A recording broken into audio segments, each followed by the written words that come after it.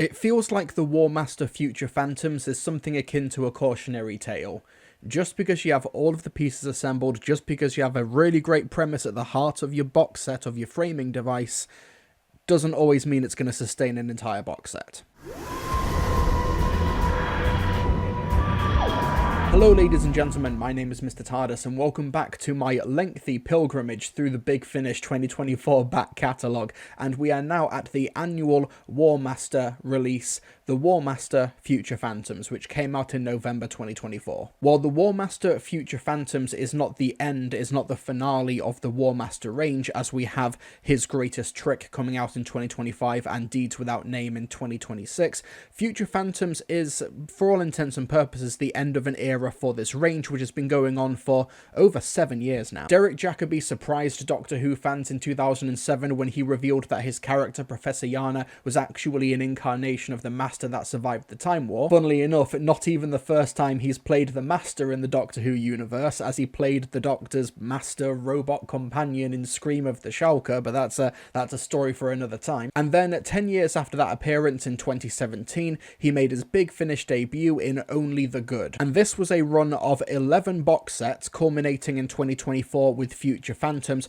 which were under the stewardship of Scott Handcock. Scott Handcock, script editor, essentially the equivalent of showrunner for the War Master range for the past few years, has bowed out of the War Master range with Future Phantoms, and his job after this was going to become the script editor of Doctor Who under Russell T Davies and Bad Wolf. And what we have with the War Master Future Phantoms is a framing device where the Master is at St. Simeon's College. There have been rumours circulating at the college for decades at this point that if you go into a certain room on a certain night hidden away in the college, you'll find a seemingly friendly old man and he will regale you with ghost stories, but the people who go into the room to hear a story are not the same people who come out. And that's the framing device of Future Phantoms. The War Master, played by Derek Jacobi, is telling ghost stories to students over the decades at this college. We've got 4 stories. We've got His Close Companions by Jonathan Barnes, The Foxglove Cylinders by James Goss, The Sitter by Lizzie Hopley, and Signal and I'll Come to You by Tim Foley. As you can see by that list of writers, Big Finish tend to bring out the big guns for the War Master range. The main tonal inspiration going into this, according to Scott Handcock in the behind the scenes interviews, is that these ghost stories are inspired by the work of M.R. James, who wrote Gothic ghost stories and rose to prominence at the beginning of the 20th century. That's kind of the tone that we're going for Future Phantoms. And the first story, His Close Companions by Jonathan Barnes, it opens with a bunch of students going in to talk to the Master, and the Master tells these students the story of Cecil Hollyman, played by Stephen Kinnaird. Cecil is a lonely boy at this boarding school. He's picked on by the other students, and the only solace he has from all of the abuse he gets from the faculty and the students is Miss Kendall, played by Ruth Lass, who is a matron who looks after him. However, Miss Kendall is in love with one of the other staff members there and disappears one day, leaving Cecil to essentially fend for himself. And Cecil stumbles across what he perceives to be some sort of demonic ritual happening outside of the school grounds, where the headmaster of the school is summoning some sort of aberration with these pentagrams drawn in the ground, you know, all the classic folklore stuff. And with the matron no longer at the school to protect him, and the headmaster suspecting that Cecil knows more than he's letting on, it's just a bad time to be Cecil. Often I would go to her with a scraped knee or a sore throat, generally an excuse simply to sit with her a while. I remember on so many occasions that she would say to me, "Dry your eyes, Hollyman. Take deep breaths. And try to ignore their slings and arrows. Try to look deep inside yourself. Find a happy memory, and do your best to live within it whilst you are resident in these halls. Everything that happens here is temporary. All shall pass.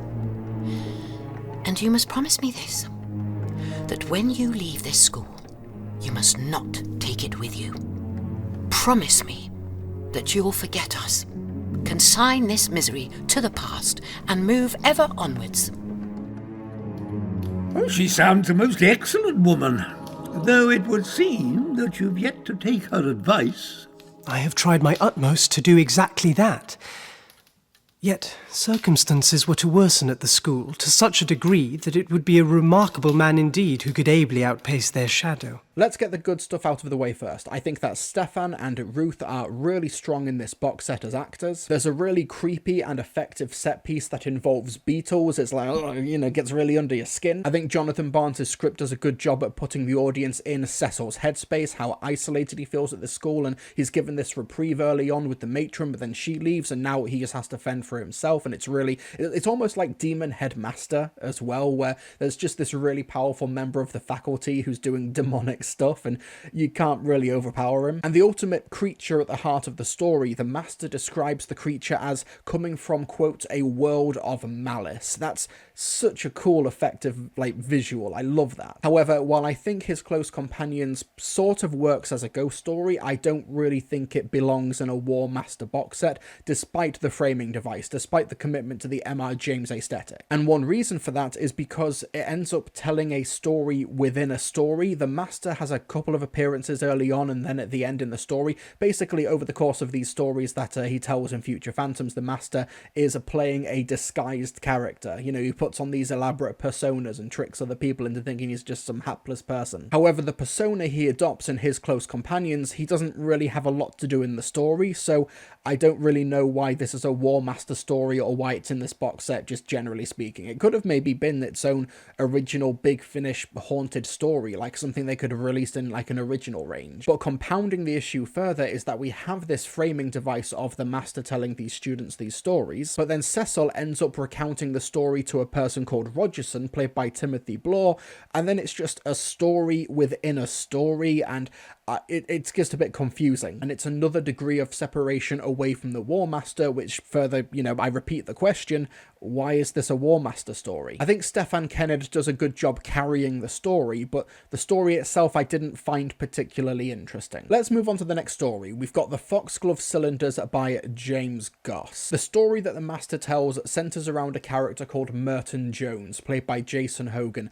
and there's a brilliant line early on where the War Master says Merton Jones. Okay, so the parents gave no love to his last name, so they lavished it on his first name, which is really funny. Merton is a student. He's engaged to Amanda, played by Celine Buckens, and he's trying to get into the good graces of the local fraternity as well. He wants to be one of the lads. However, Foxglove Academy have discovered these cylinders, hence the title of the story, and these cylinders, when put on a record player, are able to play sounds from the past. This strange language, this strange dialect, and also poetry recordings long before the creation of audio capture devices. The Master is in disguise as a member of the faculty, and he and Merton essentially team up to try and discover where these cylinders came from, what audio is on them, and what it can tell them about the history of the human race or beyond. However, Merton becomes obsessed with the sounds on the cylinders, and it basically takes over every waking moment and strains the relationship that he has with Amanda. It strains the friendships that he's got with his local fraternity.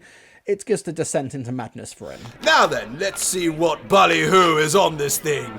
Is it jazz? It's very old and very fragile, and listen to me, Bagshot, I stole it and I'm in trouble. It's hundreds, thousands of years old. And fits in the phonograph like it was made for it. Whack out the tunes, Tompkins. Please.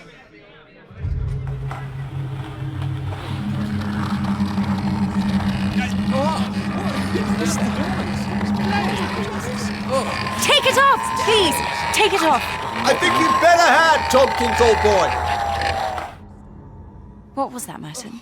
You'd better have your trinket back. It's a bit, well, I don't think that's seemly, if you get my gist. I'll take that.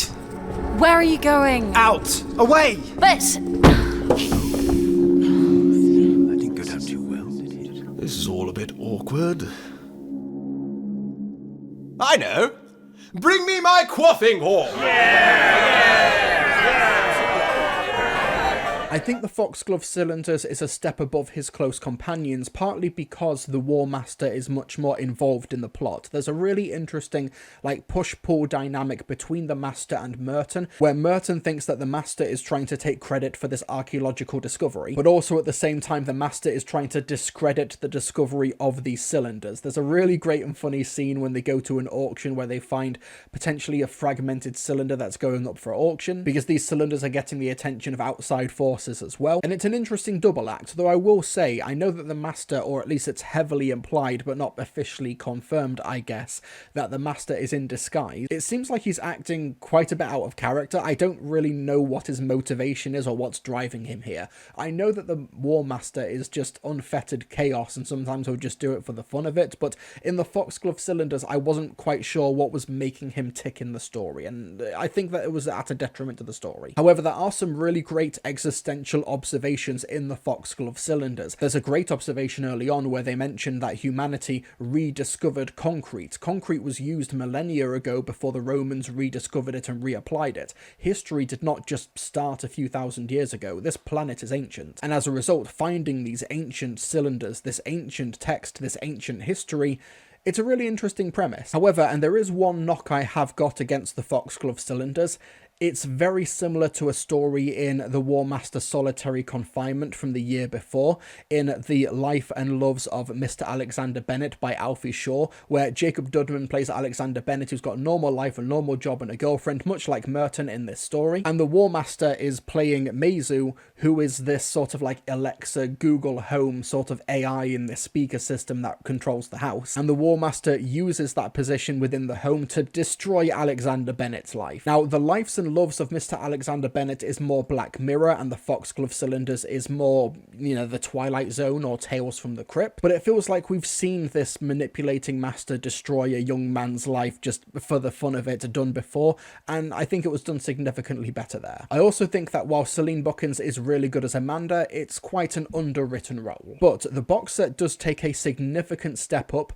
with The Sitter by Lizzie Hopley, which is the crown jewel of the box set, and a terrific standout story. The War Master is telling this story to the students, which he calls The Tale of the Waterfront Sitter. It takes place in a London estate. You've got Dorothy Stubbs, played by Annette Badland, who's this lonely old woman who in her house is convinced that when she goes downstairs into the living room, she can see a ominous dark figure or dark creature or man or something sitting in the sofa in the living room, and it has just ruined her life. She is petrified. Her son thinks that she's hallucinating, and Dr. Marina Katri, played by Maya Soroya, is sent to essentially assess her and see if there is some credibility to the rumours. However, Derek Jacobi, presumably in disguise as the Master, is playing the person who hired Marina to explore the house, Dr. Clayton, and Clayton seems hyper-obsessed with the science of fear. And as the story and the rumours of this supposed sitter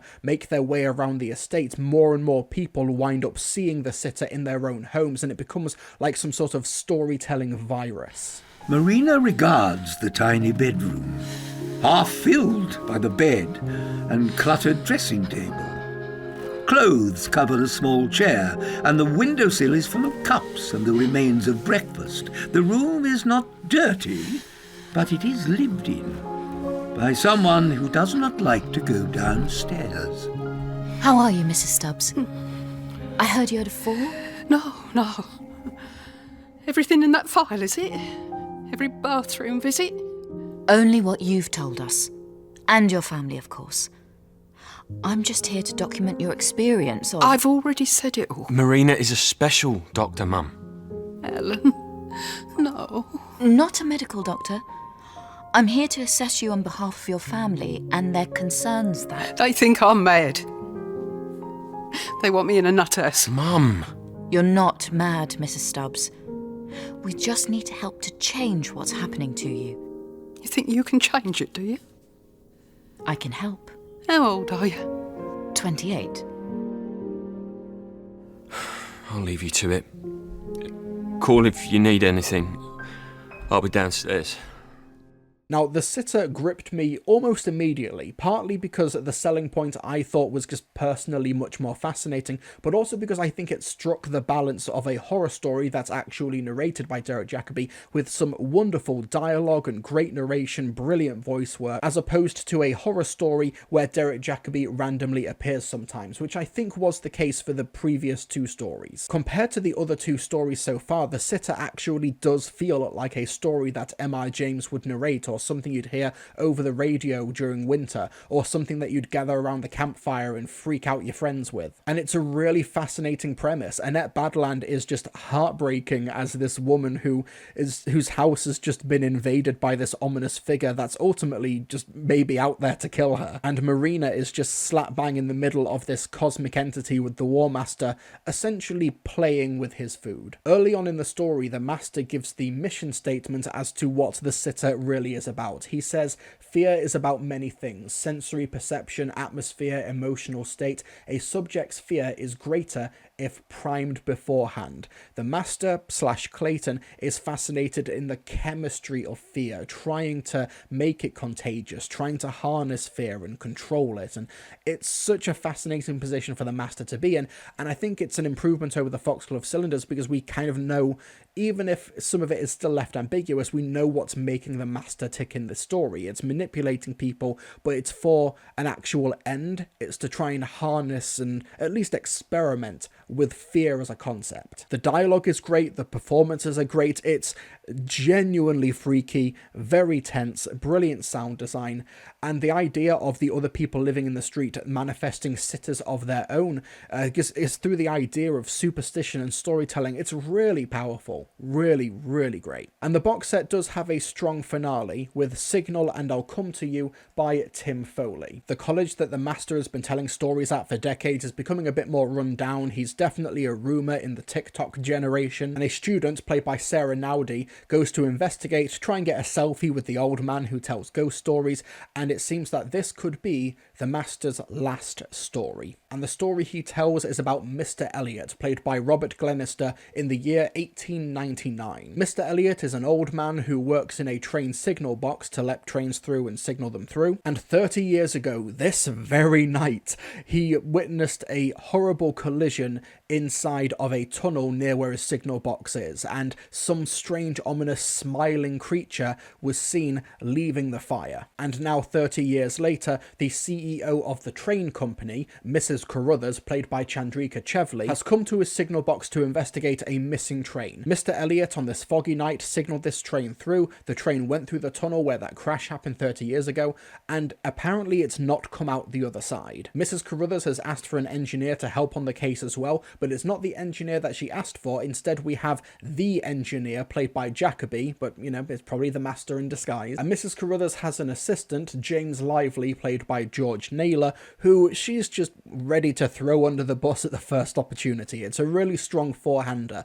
four really great, well-defined characters, which you can expect from the work of Tim Foley. His character work is almost unmatched at Big Finish. And you may have recognised the name of the actor playing Mr. Elliot, Robert Glenister. Firstly, he played Salatine in Doctor Who: The Caves of Androzani, and also he played Thomas Edison in the revived series in Nikola Tesla's Night of Terror. However, one of the main reasons for his casting, apart from being just a terrific actor and specifically a terrific radio actor, according to Scott Handcock, he played young Arthur in a BBC radio adaptation of The Woman in Black in the late 80s, early 90s, and that was kind of the tone that we were going for here, and I thought that he did a terrific job as Mr. Elliot, this old man who knows he's past his prime, who is dealing with the trauma of this night 30 years ago, but is trying to power through and just be good at his job. Mrs. Carruthers is not taking no for an answer. James Lively has no way to usurp Mrs. Carruthers' authority, and the engineer is, once again, I know I repeated this phrase before, but it's the Master playing with his food. As they are being pursued through this tunnel as they investigate on a handcart, they're being pursued by this creature who may or may not have been the creature that Mr. Elliot saw all those years ago. And this gentleman up here is our engineer. Good evening to you, Mr. Elliot, is it not? It is, sir. Good evening. I had hoped for Mr. Everton's assistance, for he has worked this line for many years, and I depend on such experience. Oh, I'm sorry Mr. Everton could not be found in time, but I promise you, Mrs. Carruthers, I bring a great deal of experience to this enterprise as well. We shall see. Mr. Elliot, would you assist the engineer here and take the other side of the handle? The pair of you can work this thing together. Well, I can give it a go. You'll do no such thing. You'll get your hands dirty. Look at you, already such a state. Stand at the front with the lantern. Light the way. Yes, madam. Your hand, Elliot. Thank you. I find the stairs to my signal box a struggle these days. Never mind. This... If you are unwell, Mr. Elliot, perhaps we can discuss finding you a new position when this is complete. No, ma'am. I didn't mean that. Well, Mr. Elliot may be getting on, Mrs. Carruthers, but undoubtedly there is a wisdom to his advanced years. Best utilised at his current post, I fancy. In fact, it's a credit to the company that you continue to employ so erudite an individual. I'm sure. Now, the pair of you, let's get this contraption moving again. I mentioned that there's really strong character work, but there's just some really great, visuals that you can imagine while listening to this. There's one scene where they're in a valley and they see frozen smoke and frozen mist at a red light, almost waiting for approval to, go through, to cross the line when the light goes green. Really great moments that are really, really creepy. And I feel like out of all 4 stories on this box set, Signal and I'll Come to You feels like the most War Master Time War story, because there's a great timey-wimey element to this that gives it a really effective and pretty tragic ending, and once again works really well in the spirit of M.R. James' ghost stories. But not just that, but also almost like a pseudo-modern adaptation of The Signalman by Charles Dickens. While most of the connections to the 1866 short story is a bit superficial, it does still share the themes of mankind's helplessness in the face of fate and premeditation, tied together in a War Master story through the use of a haunting time loop. And one hell of a mic drop at the end of the story as the Master recounts this story to the student. And there's an epilogue at the end of the story as well, where it's revealed what the Master has been doing in this college, why he's been telling the stories, where he actually is, and it actually resolves a very long dangling plot strand that goes all the way back to the very first War Master box set, Only the Good, back in 2017. So, if you've been listening to the War Master range this whole time, or you've just got through it recently and you've listened to Only the Good, then, you're going to get some resolution there. Signal and I'll Come to You isn't perfect. I think that there's quite a bit of busy work in the second act, where it is just a lot of running back and forth from a shadowy creature, and I don't know if the implication is that it's either very similar or maybe even the same shadowy creature that we meet in His Close Companions and the Sitter. This creature that we mentioned in His Close Companions from A World of Malice. So if they aren't the same, they feel the same. They just very similar vibes, and it is quite repetitive. And the fact that Signal and I'll Come to You second act is just comprised of these characters just running away from this black ominous figure, it's quite repetitive, and I think it leaves these really well written characters with not a lot to do. It starts incredibly strongly and the ending is thrilling. It's just that middle bit when that quartet gets into the tunnel where I think the story kind of loses momentum quite a bit. While I think Future Phantoms comes to a really strong conclusion with the Sitter and Signal and I'll Come to You, I'm not convinced that the framing device kind of justified a box set. I don't want you folks to think that I don't enjoy the War Master stories where they have a framing device like this. I was quite mixed on Solitary Confinement, and I liked Self-Defense more than I disliked it, but also stories like Killing Time, which have this overarching long story over the course of the box set. Killing Time is one of my favourites of the War Master range, so I don't necessarily have an issue with the War Master box set having a framing device, but this one feels a little bit haphazard, where there's stories within stories, where the War Master, what's he doing in these environments, and it seems a little bit all over the place, particularly in the first half of the box set. I don't think that it's a premise that sustains, despite, of course, Derek Jacobi being a great narrator of ghost stories with a terrific voice, giving great performances. He's terrific as all of these, different alter egos that he takes up over the course of the box set, whether it be the engineer, whether it be Clayton, etc. But there's so much abstraction, there's so many degrees of separation between the War Master framing device and the stories that he's telling and the characters that he's inhabiting, that it feels very difficult to get immediately invested in the stakes, especially because many of the characters are just, it's quite repetitive, You get these 3 young men and this young woman in the Sitter who are being manipulated by alter egos of the Master, and, it's a little bit back to back to back to back, very similar beats, very similar structured stories, with the exception of His Close Companions, which just goes a bit off the rails with a story within a story. It's strange. I liked Future Phantoms. I just struggle to recommend it as a full box set. This is kind of a finale to this era of the War Master, not just with the departure of Scott Handcock from the range, but also the coda that we get at the end of Signal and I'll Come to You. So I wouldn't really recommend this as a introduction to the War Master set, but I think you can start off with box sets like Only the Good, like Killing Time, or maybe even box sets like Self-Defense if you want to jump into this range, or Rogue Encounters as well. Or go bonkers, go Escape from Reality. It's tough to recommend Future Phantoms in the context of the 10 box sets that have preceded it, because the standard for War Master box sets is so abominably high. Killing Time, Escape from Reality, and Rogue Encounters, these all made my top 5 of the year that they were released, just generally in terms of Big Finish, and I don't think Future Phantoms is going to crack into the top 10. It has some really great stories, like I said, The Sitter and Signal and I'll Come to You are terrific, but as a box set on the whole, it's tough to recommend it, especially when compared to what's come before it. But I want you folks to understand that's because I'm partly comparing it to what has come before, and that standard is incredibly high. But yeah, Scott Handcock has done a great job shepherding this range for 11 box sets, and we have Robert Valentine, who's going to be taking his place for the next 2 War Master box sets, His Greatest Trick, which comes out in 2025, and Deeds Without Name in 2026. We don't know anything else about these box sets. We don't know who else is in them other than Derek Jacobi. It'll be interesting to see what happens with the War Master moving forward. But that's my review of the War Master Future Phantoms. Let me know what you thought about it in the comment section below. Subscribe, hit the like button, really helps me out and to support the algorithm. I've got YouTube memberships, I've got a Patreon if you want to support me financially and to listen to all of these bloody Big Finish stories. There's so many of them. And folks, I'll see you all next time.